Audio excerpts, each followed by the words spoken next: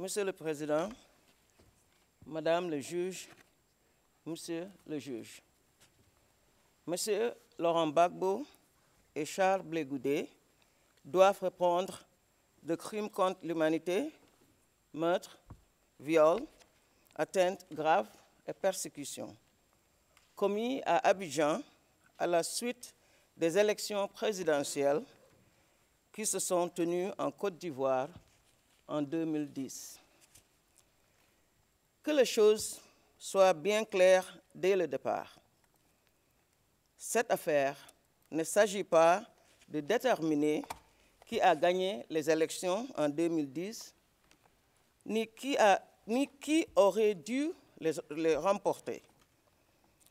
Il s'agit d'établir la responsabilité pénale individuelle de deux accusés pour ce qui est des crimes commis dans le cadre des violences post-électorales de 2010 qui relèvent de la compétence de la Cour pénale internationale. Il s'agit d'établir leur responsabilité au sujet des crimes commis par les forces armées de la Côte d'Ivoire, ainsi que par des groupes de jeunes, des milices et des mercenaires en exécution d'un plan visant à maintenir coûte que coûte Monsieur Laurent Gbagbo au pouvoir. Nous sommes ici aujourd'hui pour envoyer un message fort et ferme à tous ceux qui complotent pour se hisser au pouvoir ou s'y maintenir en ayant recours à la force et à la brutalité, à savoir qu'ils doivent répondre et répondront de leurs actes conformément aux dispositions du statut de Rome.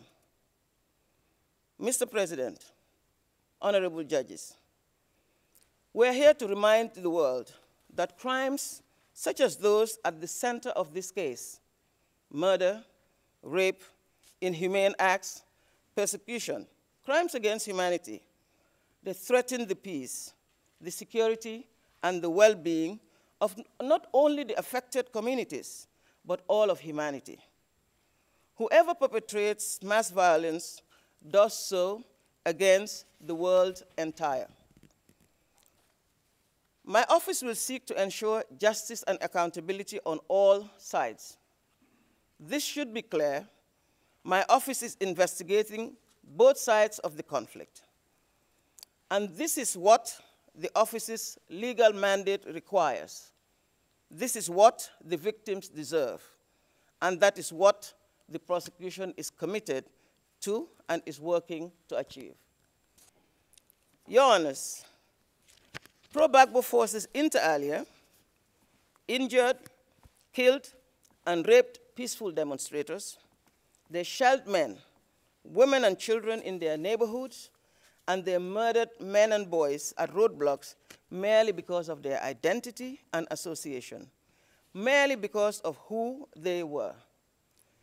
These crimes were committed in furtherance of a common plan to keep Mr. Gbagbo in power by all means.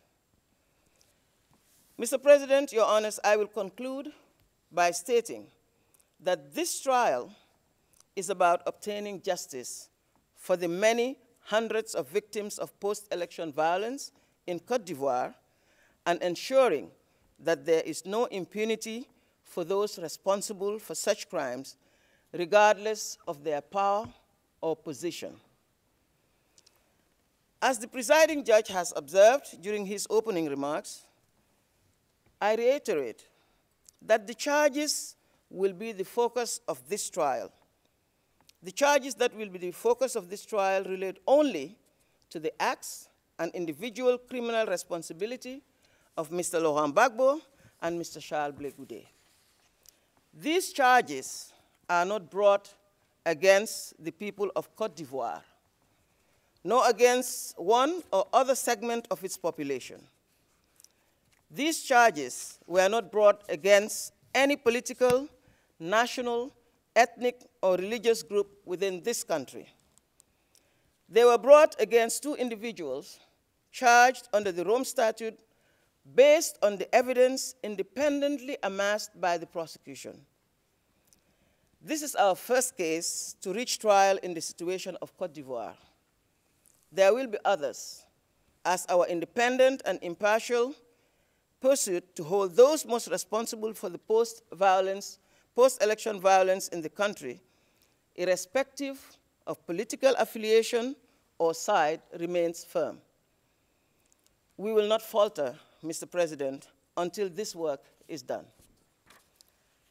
Mr. President, Your Honors, I thank you for your attention. And with your leave, Mr. Eric McDonald will now present a more detailed outline of the prosecution's case and the evidence that the prosecution will present in support of the charges against the two accused persons. Thank you, Mr. President. Thank you very much, Madam Prosecutor.